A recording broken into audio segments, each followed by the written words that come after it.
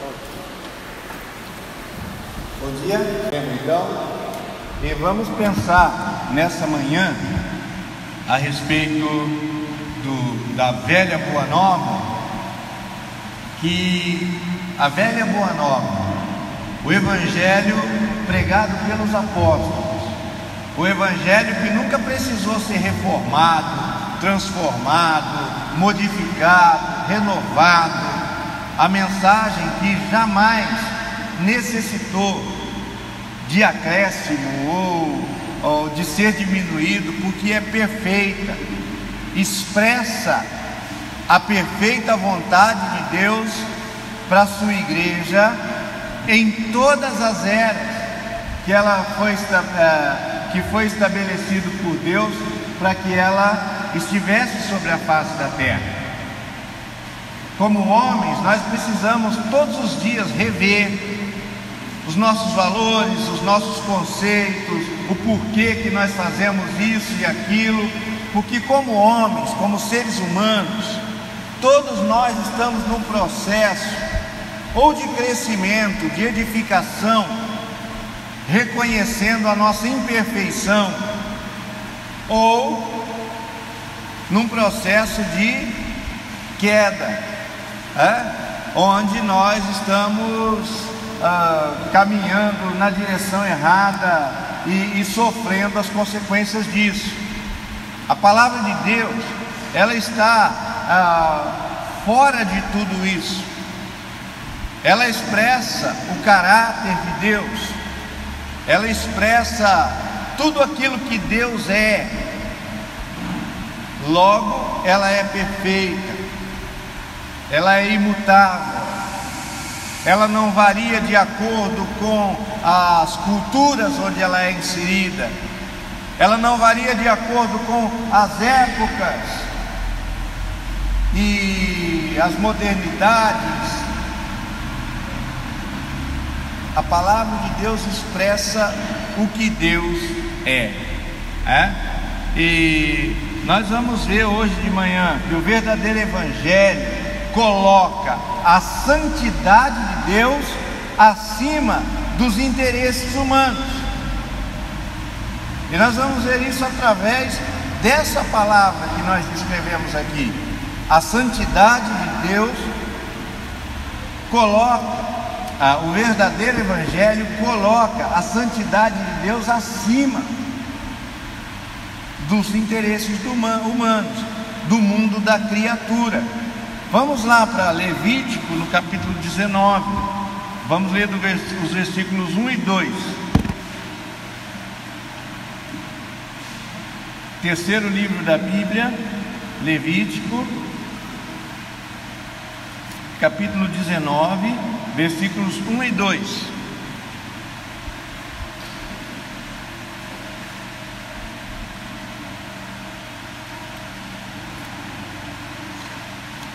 O Senhor diz aqui ao povo de Israel o seguinte: disse o Senhor a Moisés: fala a toda a congregação dos filhos de Israel e dize-lhes: santos sereis, porque eu, o Senhor vosso Deus, sou santo.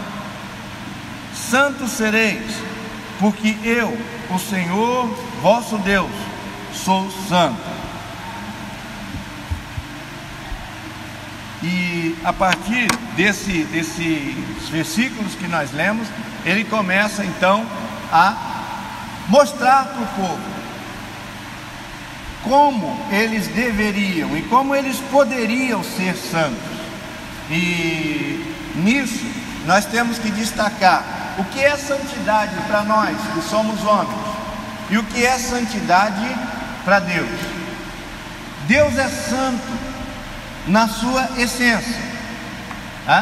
Deus é santo na sua essência.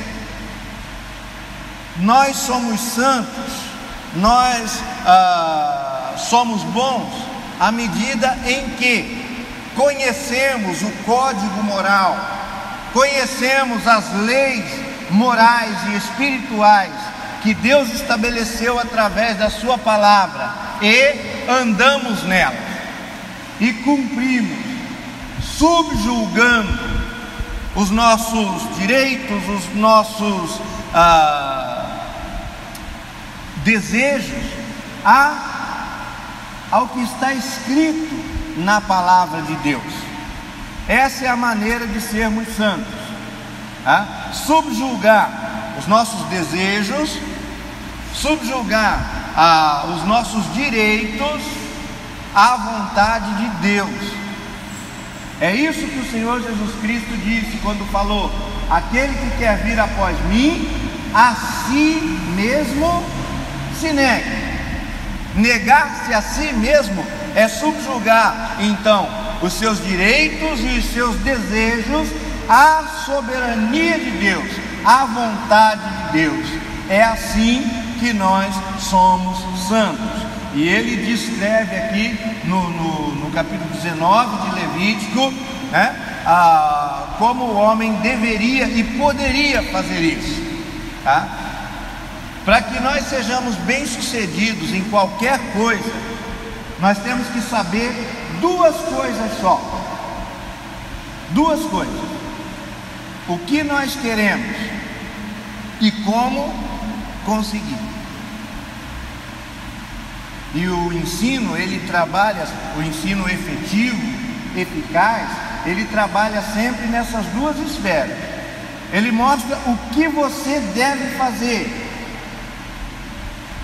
e mostra como você pode fazer aquilo.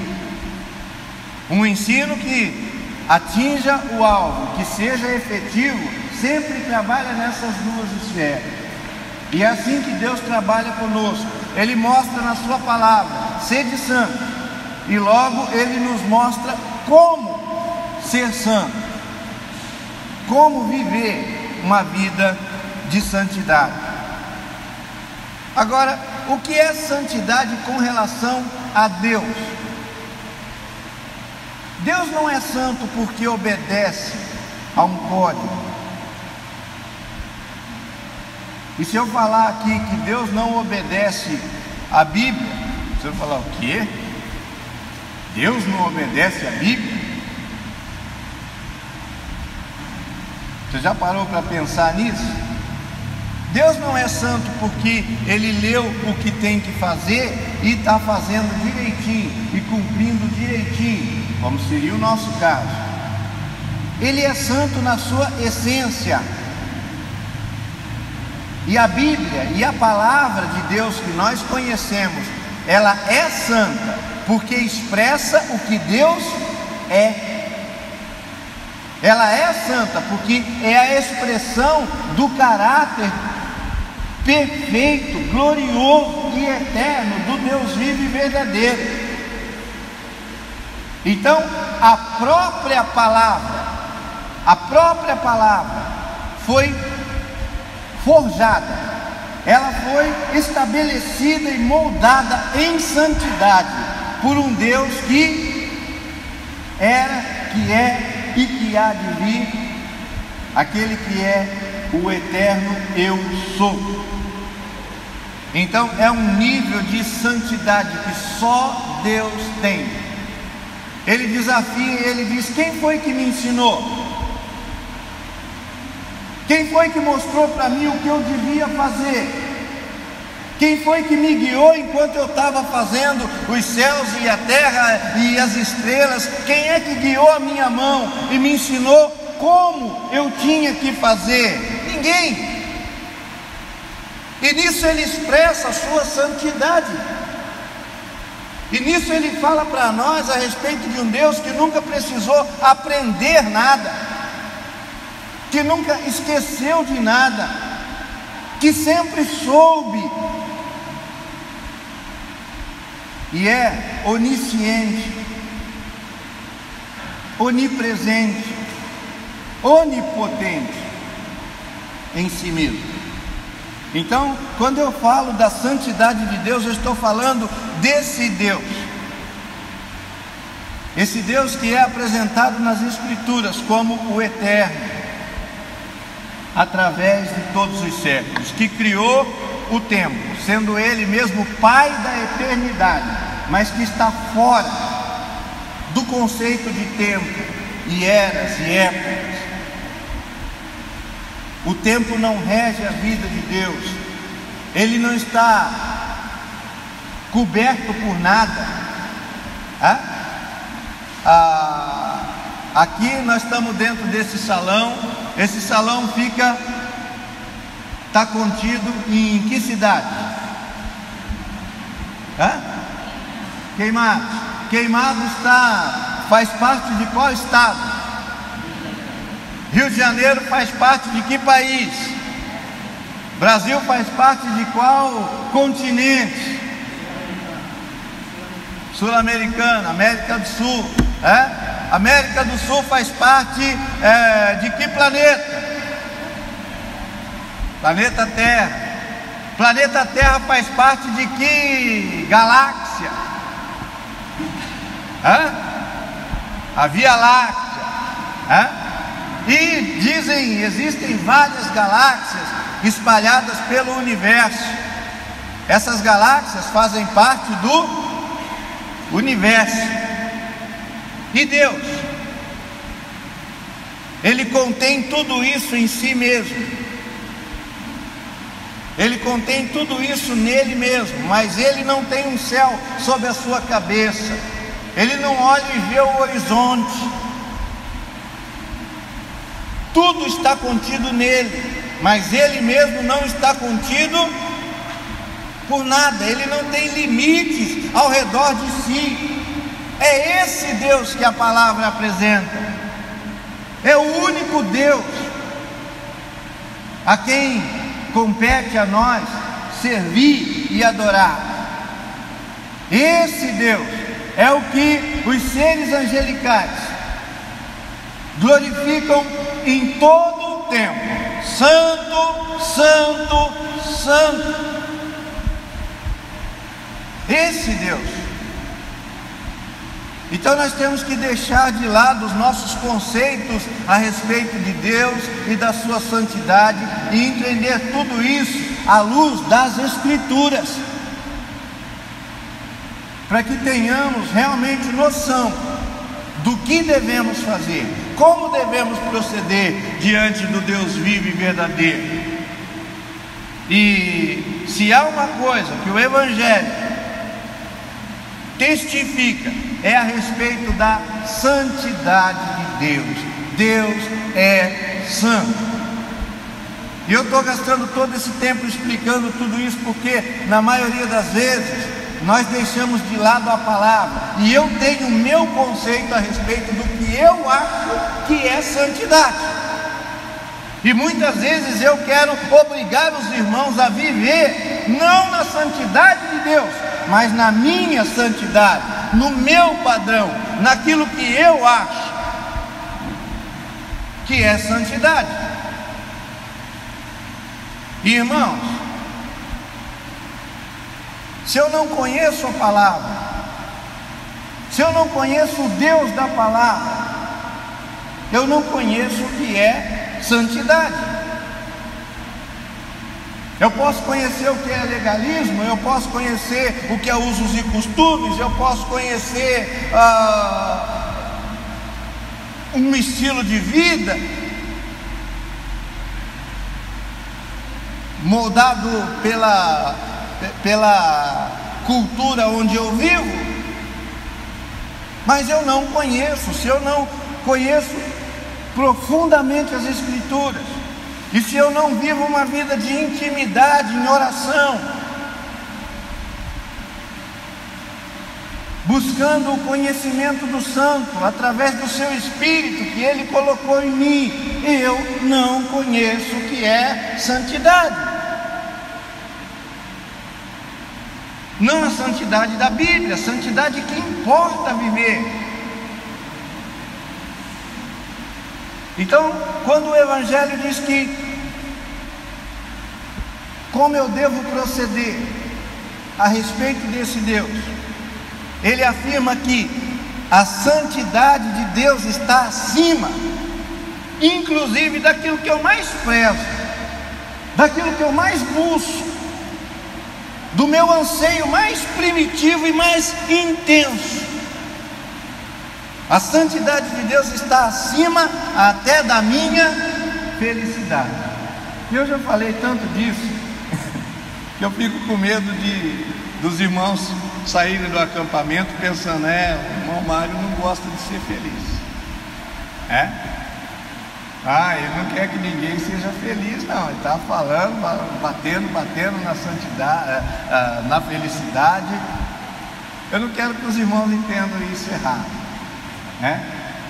Para a honra e glória de Deus, eu mesmo sou muito feliz. Me casei, tenho meus filhos, tenho um ministério que Deus me confiou e até aqui tem me sustentado, e nunca pretendi fazer outra coisa da minha vida além de estar na obra de Deus. Eu sou uma pessoa, eu me considero absolutamente realizado e sou feliz, sou muito feliz. Agora nós temos que entender algumas coisas a respeito da felicidade, que são fundamentais. Ela nunca esteve, nem jamais estará acima da santidade de Deus. Eu vou dar um exemplo. A palavra de Deus é clara quando diz para o povo de Deus: não vos ponhais em julgo desigual com os incrédulos. Quem sabe o que é isso? O que isso significa? Pode simplificar em palavras para mim? Que não vos ponhais em julgo desigual. Às vezes a frase soa meio distante da nossa vida.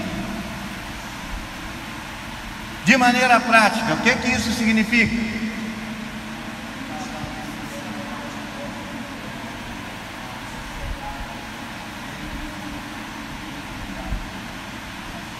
Isso, basicamente, criar um vínculo de compromisso, como um casamento, por exemplo, um namoro sério, uma sociedade que vai atrelar a sua sorte, o seu futuro, as suas decisões e escolhas, vai amarrar a sua liberdade com alguém que não pertence a Deus, que não ama a Deus, que não anda nos seus caminhos e não se submete à sua soberania e à sua vontade.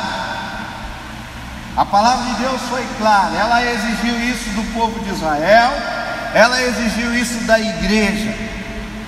Não quero que vocês se associem com o ímpio por meio de casamentos, contratos e coisas que vão amarrar vocês a eles. De maneira simples, o Senhor disse o porquê: eles vão afastar vocês de mim.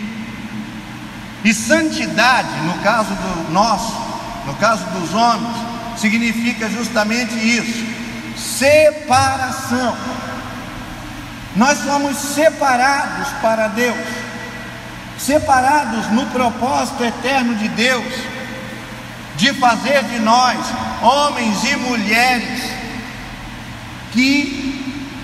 cujo caráter brilhe, refletindo o caráter dele próprio. O que ele diz aqui em Levítico? Sede santos, por quê? Por quê? Porque eu sou santo. Sede santos porque eu sou. E o desejo de Deus, desde a eternidade passada, é que nós sejamos tal qual Ele é. Deus criou o homem de que maneira? A sua imagem e semelhança. Gente, qual é o pai que não fica todo orgulhoso quando alguém olha para aquela criancinha bonitinha e fala: mas é a cara do pai, e ele fica todo cheio, Aí vem um engraçadinho depois e fala: mas tem saúde, Então tá bom. Mas todo pai fica orgulhoso quando vê que o filho se parece com ele, que tem características que lembram ele, porque o filho vai continuar a sua história, o filho vai continuar o seu legado. Tem um versículo que é meio estranho na palavra de Deus, que diz lá em Gênesis 37, se não me engano: essa é a história de Jacó.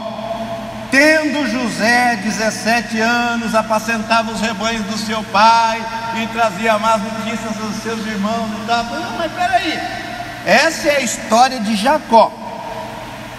Tendo José 17 anos, eu sempre pensei, esse versículo, acho que alguém pulou alguma parte, mas não é isso. José continuou a história de Jacó, da mesma maneira que você vai continuar a história do seu pai, e o seu pai sabe disso, e quem é pai sabe disso. Quando eu não estiver mais aqui, o meu filho vai continuar. E gente, não tem coisa mais preciosa do que um filho poder, nos momentos difíceis que a vida sempre vai apresentar, lembrar dos conselhos do seu pai. Eu digo isso pela palavra, mas eu mesmo não me lembro de um conselho do meu pai.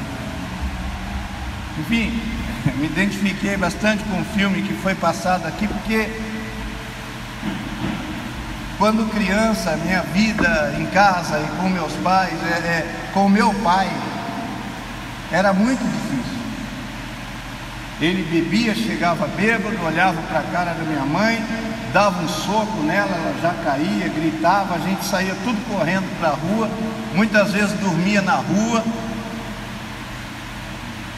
com plástico em cima da cabeça, esperando ele dormir para a gente poder entrar em casa para dormir também. Polícia o tempo todo em casa, os vizinhos vendo tudo aquilo.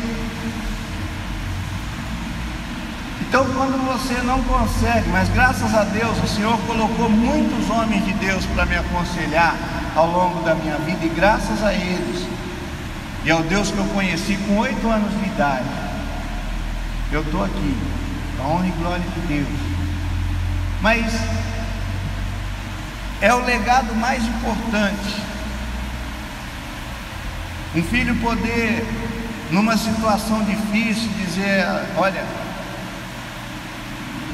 bem que o meu pai me falava, e poder se lembrar de conselhos e de como seu pai resolvia as coisas. Isso se chama relacionamento. E Deus não nos chamou para sermos parte de uma religião. Deus nos chamou para um relacionamento íntimo e pessoal com Ele. É por isso que Ele insiste conosco, para que nós oremos, para que nós lancemos sobre Ele toda a nossa ansiedade, porque Ele tem cuidado de nós. Ele quer fazer parte da nossa vida, da nossa história. Ele quer que nós reflitamos o caráter de Cristo Jesus, e Ele fará isso em nós. Mas para isso é necessário santidade. Para isso é que é fundamental que nós entendamos o que nós falamos no batismo. Eu morri para o mundo e para as coisas que há no mundo. Eu morri porque eu rejeitei de maneira absoluta aquele estilo de vida e aquela mentalidade, e eu renasci para uma nova vida. E essa vida que eu vivo agora não é a minha vida antiga, é a vida de Cristo, no poder de Cristo, no pensamento de Cristo, aprendendo a ser tal qual Ele é, dia a dia, tomar as minhas decisões, fazer as minhas escolhas, de acordo com o caráter dEle, para que o velho homem seja mortificado e o novo homem que se refaz à imagem de Cristo Jesus seja apresentado para a sociedade onde eu vivo, seja o motivo da alegria da minha esposa e da sua segurança e dos meus filhos, seja o motivo da edificação e do fortalecimento espiritual e do crescimento numérico da minha igreja, da igreja onde eu faço parte, onde eu me reúno.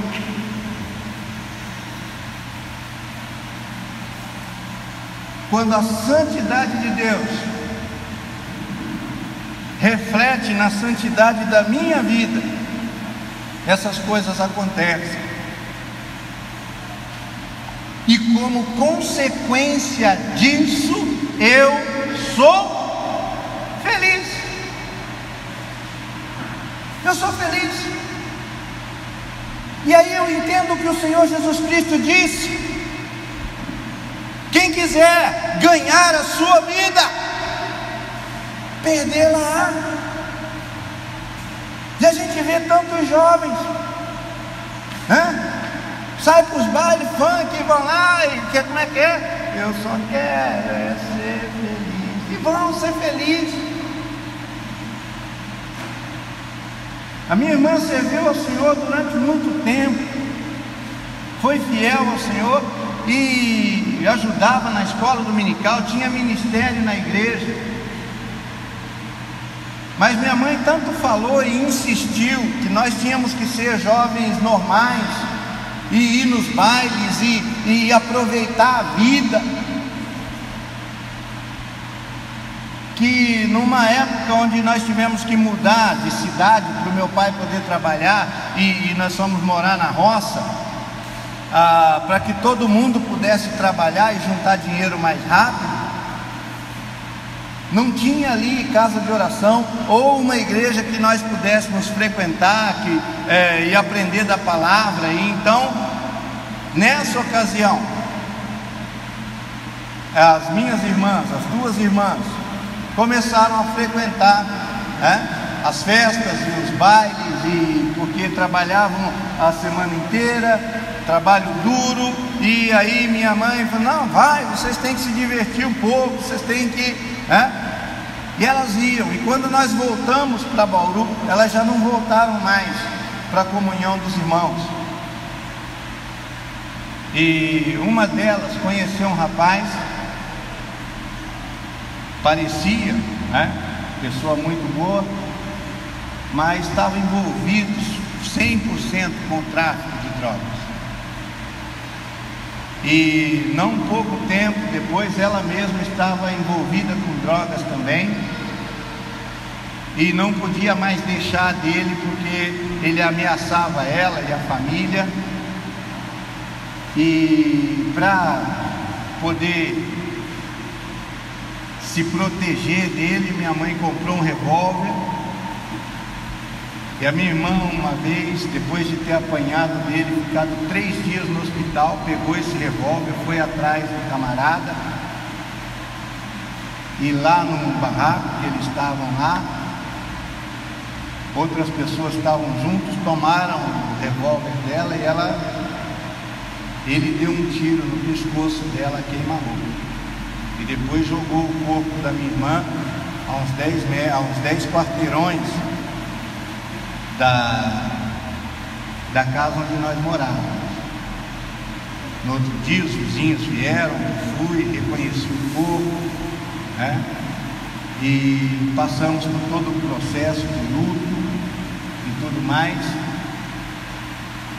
Mas toda vez que eu conversava com ela e procurava fazê-la voltar aos caminhos do Senhor, ela sempre dizia o seguinte: eu quero viver, eu quero aproveitar a vida, eu estou vivendo um momento que eu quero experimentar.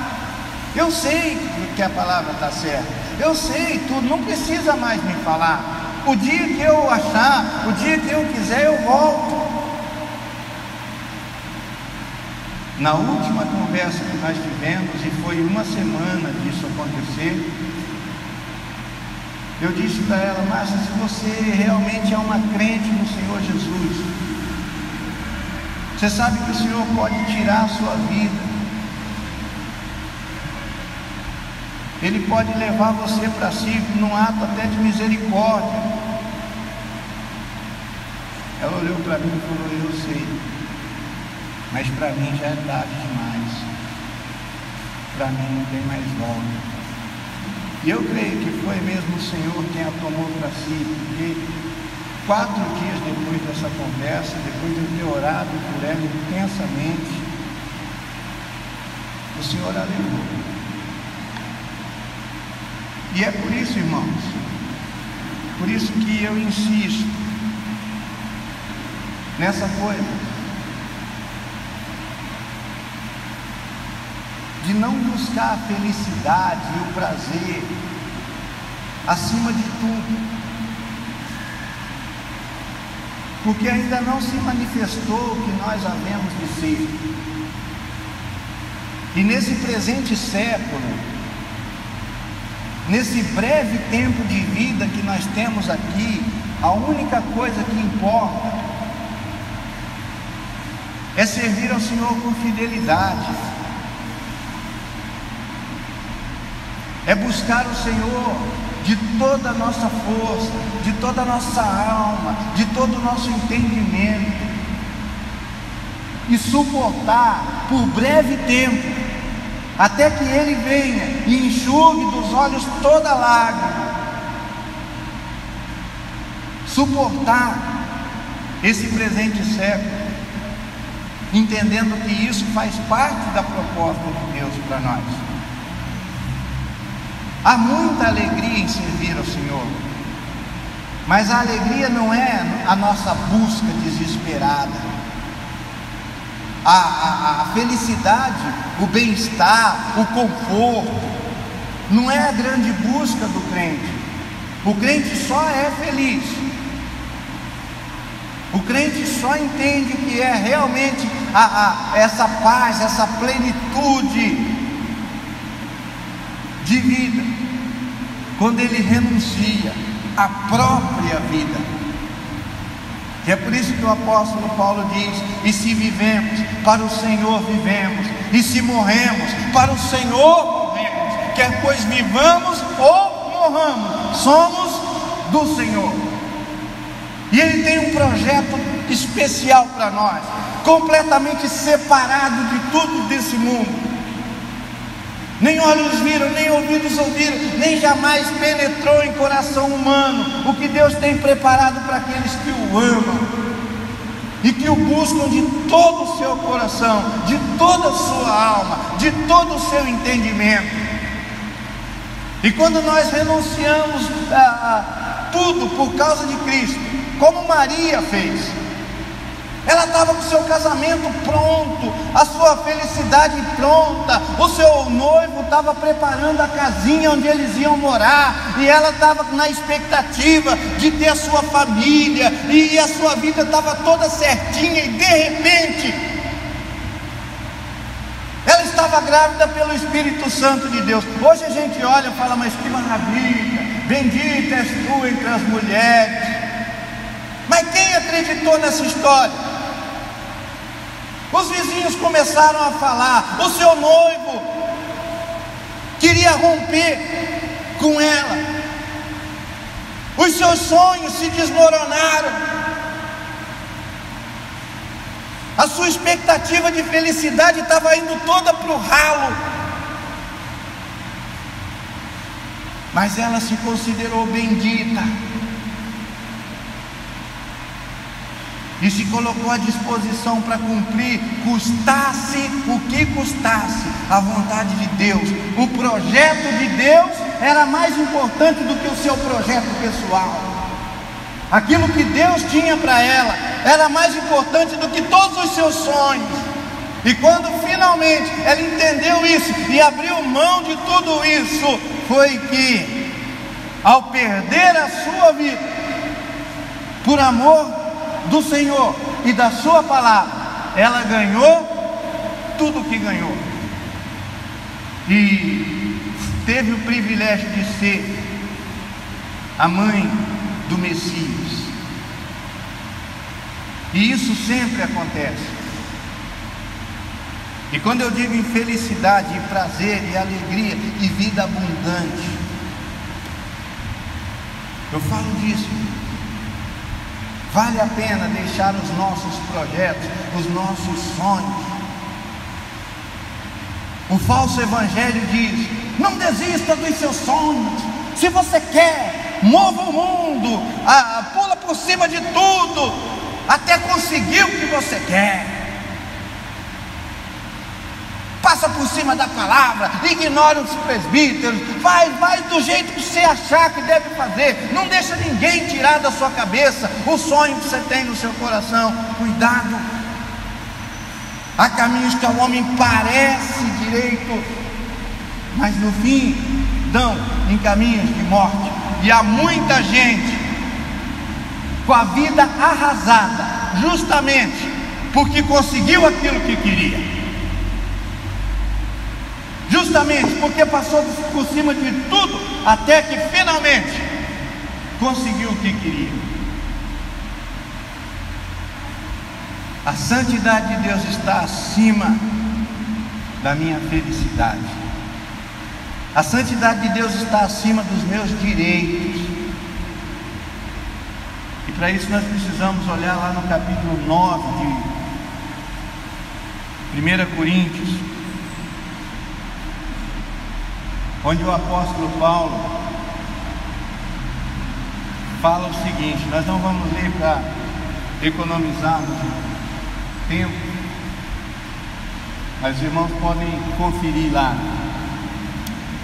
O apóstolo Paulo fala então dos seus direitos. Ele tinha o direito de viver do evangelho, ou seja, receber dinheiro, ser custeado pelos irmãos para poder continuar pregando o evangelho. Diz: é um direito. A lei estabelece: aquele que prega o evangelho tem que viver do evangelho. É um direito. Eu tenho direito de me casar, como Pedro e outros irmãos são casados. Eu tenho direito de cuidar da minha vida e me casar e constituir família. E ele cita vários dos seus direitos ali. E ele fala dos seus direitos, e ele fala da sua liberdade. Mas ele diz claramente: eu abri mão dos meus direitos, eu abri mão da minha liberdade por causa da minha responsabilidade. A responsabilidade de dispenseiro, a responsabilidade que eu tenho para com a pregação do evangelho, pesa sobre mim a obrigação de pregar o evangelho. Ai de mim se não pregar o evangelho. E assim ele estabeleceu a postura que todo verdadeiro crente, que todo verdadeiro líder, que todo verdadeiro pastor deve ter. Crente lutando pelos seus direitos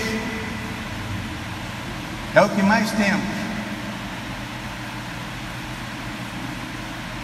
Vocês já viram passeatas nesses dias politicamente conturbados que nós vivemos? As praças lotam, as pessoas protestam pelo quê? Pelos seus direitos, correndo atrás dos seus direitos.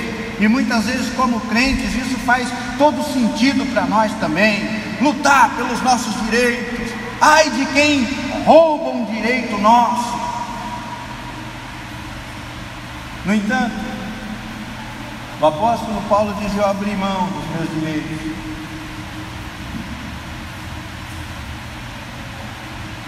E me apeguei à minha responsabilidade. Quem já viu alguma passeata nesse sentido?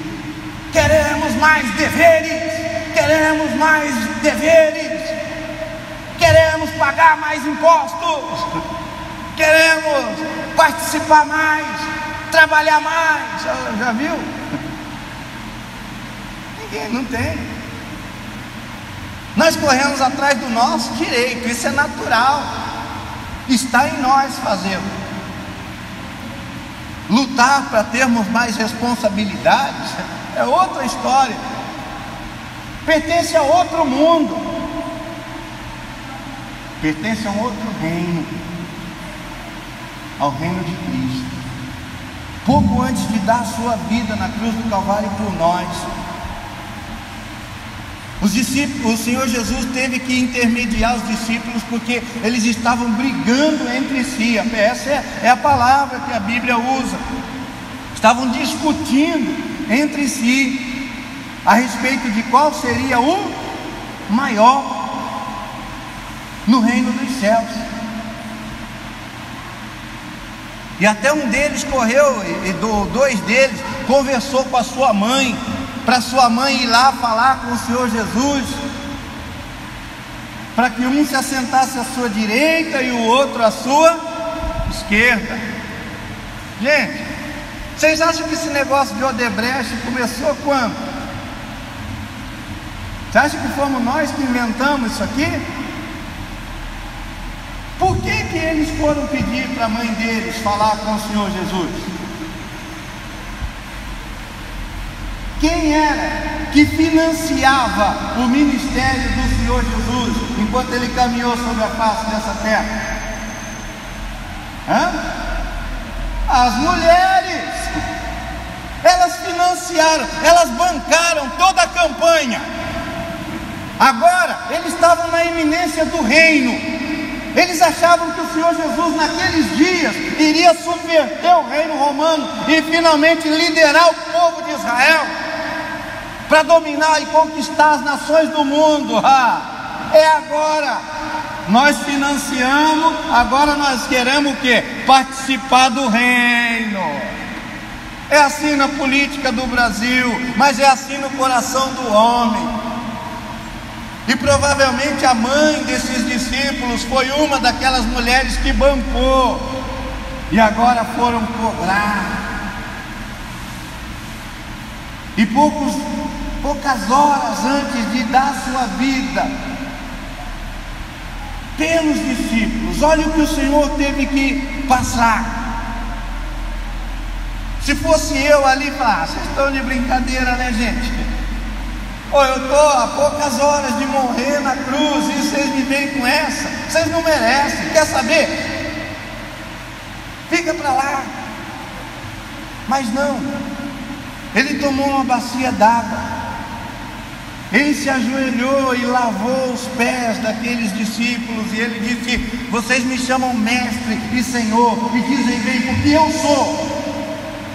Mas eu, sendo mestre e senhor, estou lavando os vossos pés para que vocês saibam que no meu reino é diferente.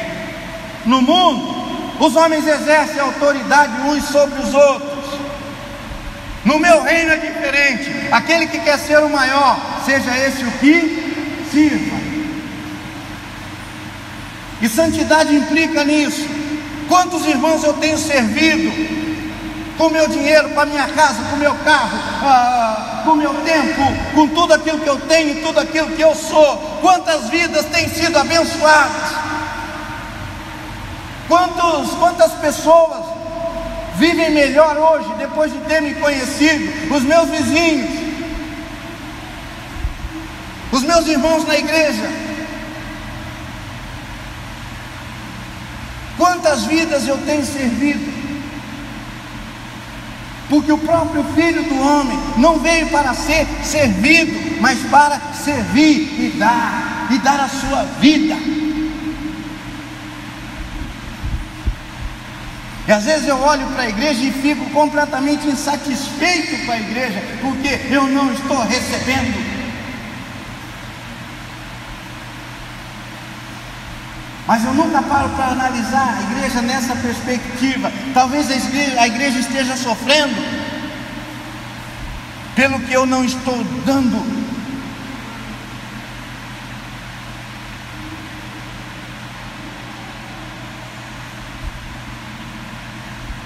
Um homem chamado Simão Sirineu vinha vindo do trabalho cansado, e tudo que ele queria era chegar em casa, tomar um banho e relaxar, descansar.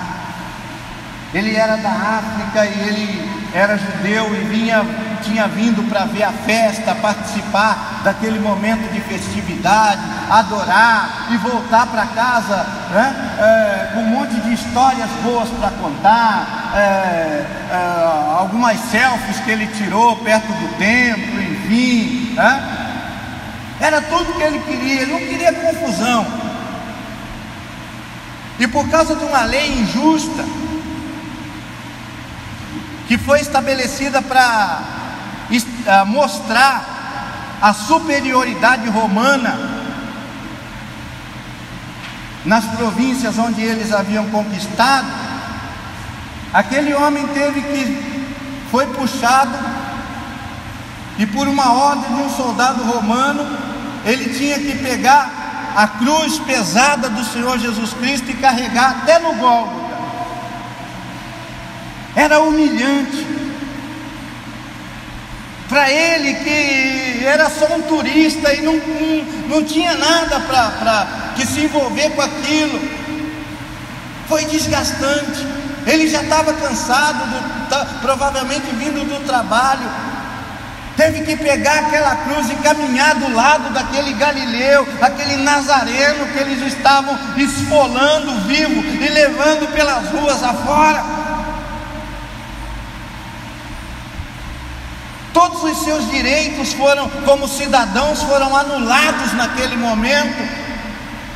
E aquela cruz que não era dele, e aquela situação que não tinha nada a ver com ele, ele foi até o final. E pelo fato dele ter ido até o final,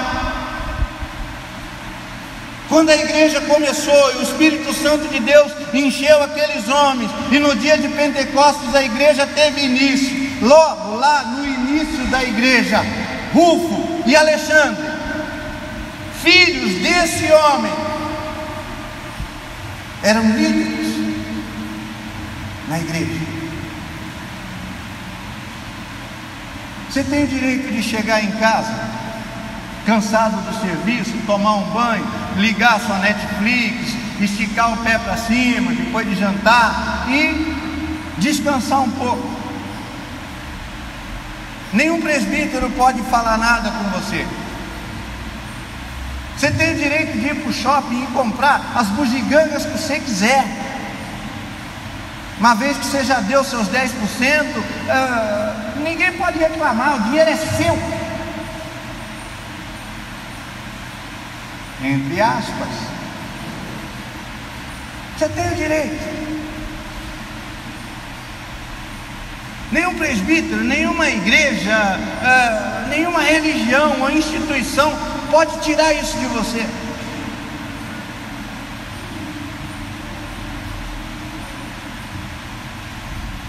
Mas os seus filhos serão líderes na igreja se você insistir em exercer o seu direito. Os seus filhos que veem o seu exemplo vão amar a obra do Senhor de maneira sacrificial. Se você que é pai nunca fez, se eles nunca viram o pai chegando do serviço e tomando um banho rápido e às vezes saindo sem jantar porque tem um compromisso com o estudo bíblico para poder edificar um irmão ou então evangelizar uma pessoa, se seus filhos nunca viram você abdicar do domingo à tarde, daquele sono gostoso que dá depois do almoço, dar uma lavada na cara e sair porque tem reunião no presbitério e tem coisa séria para discutir na igreja, se eles nunca viram isso, se eles nunca viram esse compromisso com a obra de Deus acima da sua própria segurança, felicidade, direito, se eles nunca viram em você um exemplo de quem está disposto a perder a vida para ganhar Cristo, eles vão ser líderes na igreja. Que tipo de líderes a igreja vai ter amanhã, quando você quiser, mas não puder fazer isso, porque não tem saúde, porque não tem mais tempo, a vida passou, nós voamos. E muita gente reclama que os jovens não estão nem aí. Mas nós devemos estar nos questionando: por que os jovens não estão nem aí? Por quê? Será que nós não temos alguma culpa nesse processo?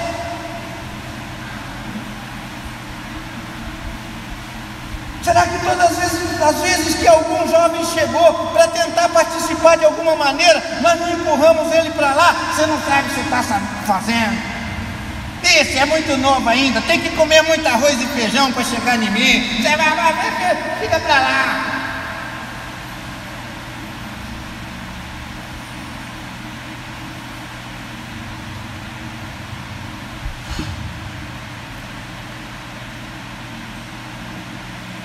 Santidade é colocar os meus direitos, submeter os meus direitos à soberania de Deus. E quando eu faço isso, meus filhos estão vendo. Mais que vendo, eles estão aprendendo como se deve servir a Deus e fazer a sua vontade. A santidade de Deus está acima dos meus desejos.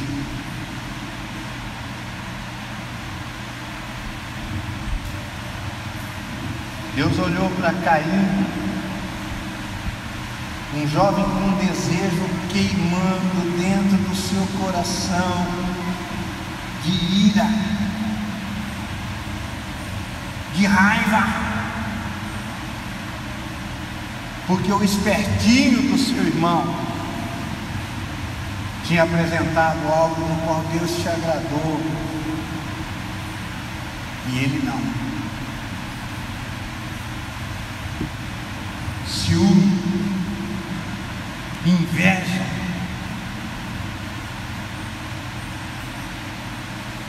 são desejos poderosos.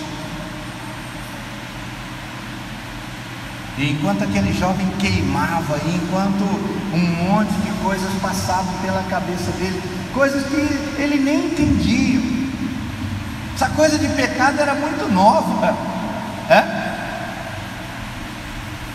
sentimentos que ele não entendia direito, e Deus, com amor, procurou aquele jovem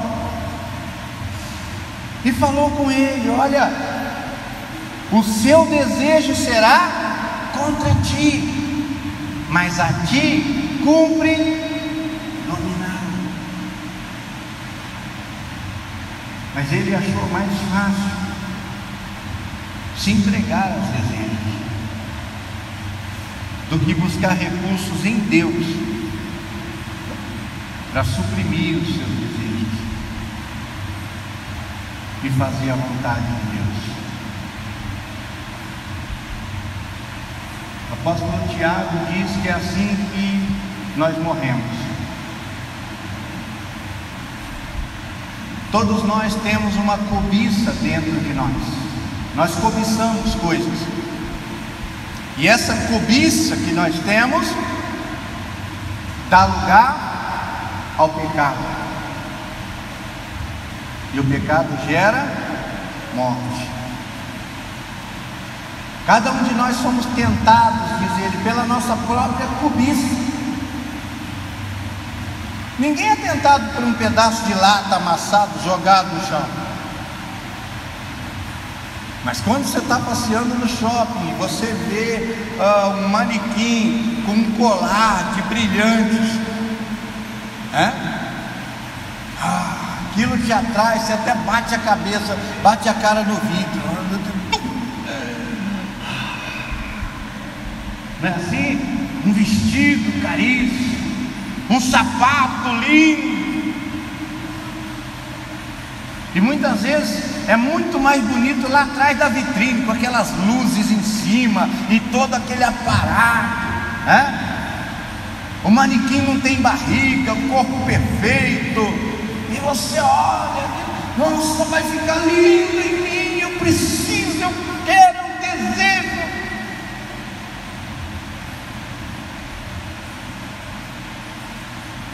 E quando a gente vê, está todo encrencado, gastou o que não podia gastar, fez o que não podia fazer, sabe que vai ter encrenca em casa, porque o marido vai dizer: você está louco, e agora? Como é que nós vamos pagar?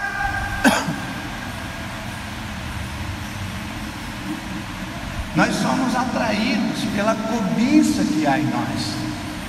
E Satanás é apresentado nas Escrituras como sendo o sedutor das nações. Ele sabe qual é o seu desejo.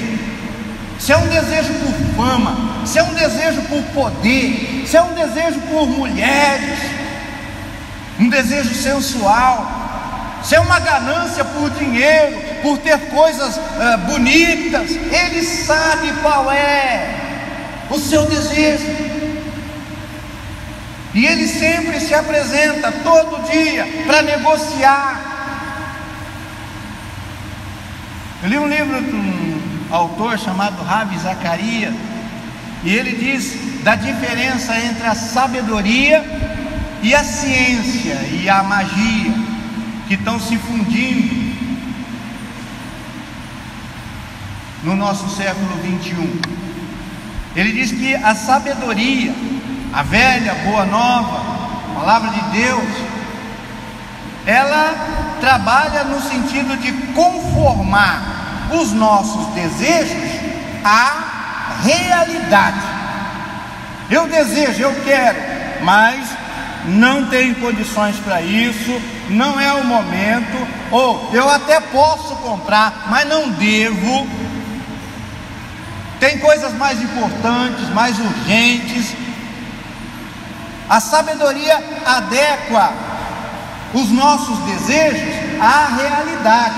Eu não vou pagar a prestação até 3.500 e pouco de um carro que eu não vou conseguir manter, que só o IPVA já vai comer toda a minha renda. Não vou fazer isso.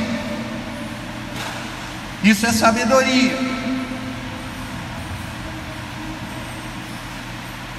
A ciência, ela trabalha na direção contrária. A magia trabalha na direção contrária.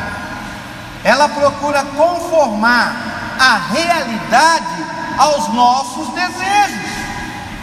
Você quer? Você gosta?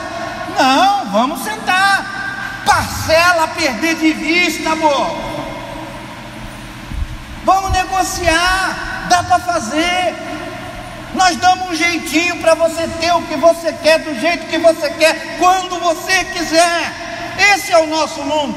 É por isso que tem tanta gente endividada, é por isso que tem tanta gente perdendo sono, é por isso que tem tanta gente sufocada, que perdeu já o controle da própria vida e são escravos dos seus desejos.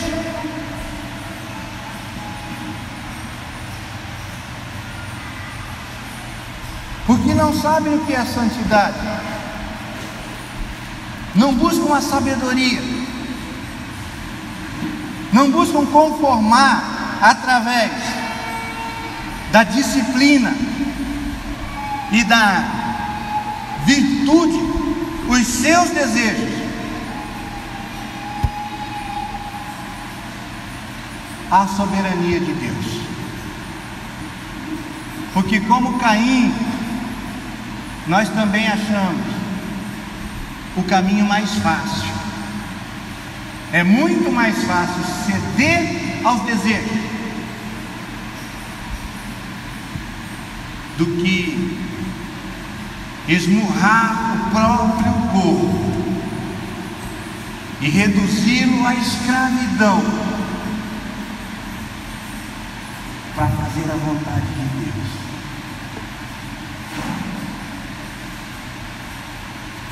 Mas eu vou concluir nossa pregação aqui com isso. Tem no YouTube uma pregação de um tremendo pregador chamado Spurgeon. E esse sermão famoso se chama O Banquete de Satanás. Ele tece esse sermão em cima das bodas de Caná da Galileia, o primeiro milagre do Senhor Jesus.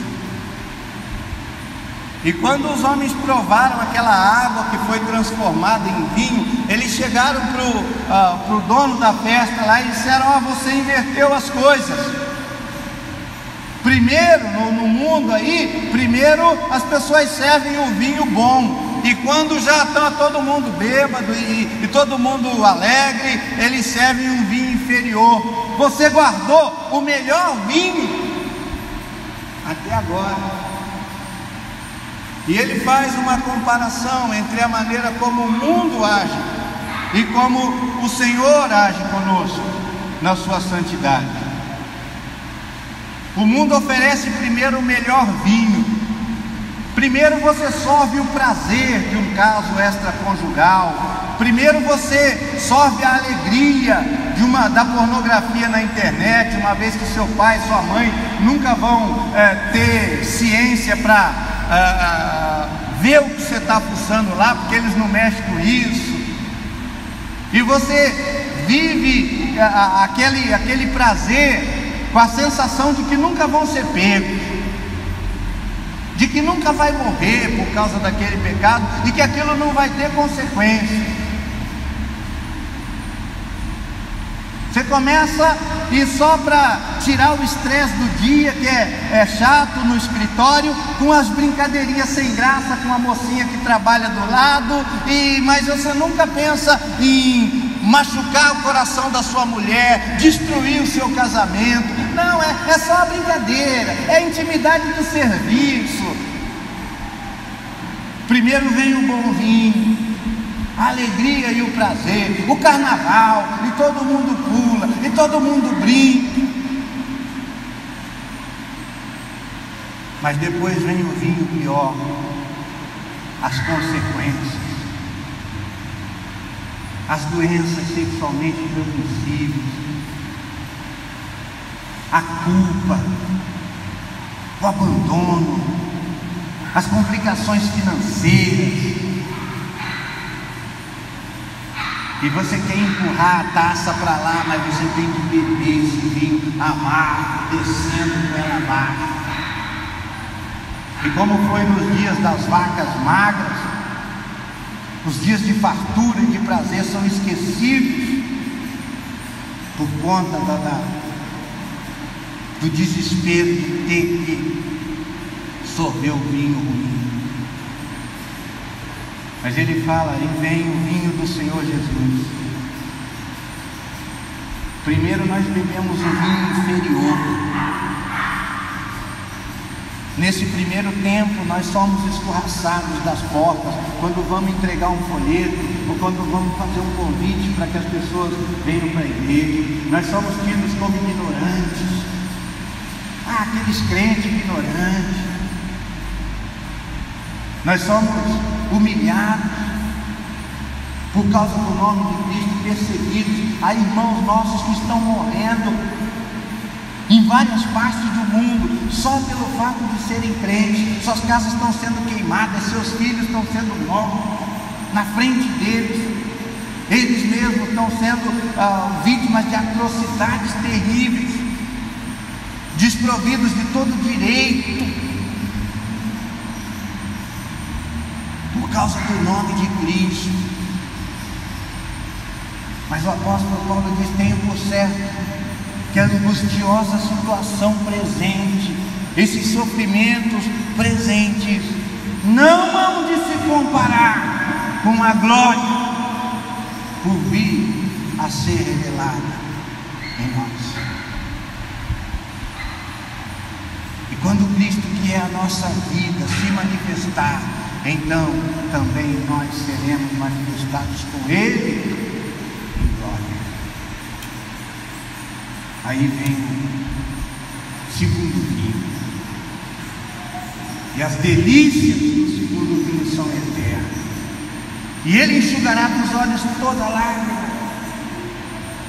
e estaremos para sempre com o Senhor. Vale a pena, vale a pena perder para ganhar, perder aquilo que nós não podemos segurar e reter, porque a vida passa.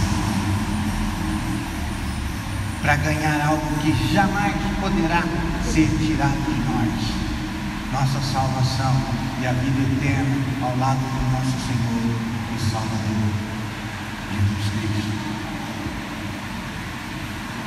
É por isso que o Evangelho da prosperidade é tão odioso, quando foca a nossa mente, o nosso coração nas coisas desse mundo. É a proposta de Satanás, é o vinho de Satanás. E quando abraçamos e sorvemos, e quando já estamos embriagados, temos a nossa vida destruída. Mas não é isso que Deus quer para nós. Ele deseja e trabalhou para operar não uma felicidade momentânea, mas uma glória eterna na alegria do seu Espírito Santo. Que Deus nos abençoe, que essa igreja de Queimados e que os nossos irmãos que perseveramos até a vinda do nosso Senhor perseverem nessa esperança. Podemos, se eu passei um pouquinho, mas vamos cantar aquele corinho? Pode ser agora? No mesmo esquema eu falo e vocês repetem. Pode ser agora, ou daqui a meia hora, amanhã talvez, ou daqui a um mês. O tempo não importa, nem a hora também, mas o que importa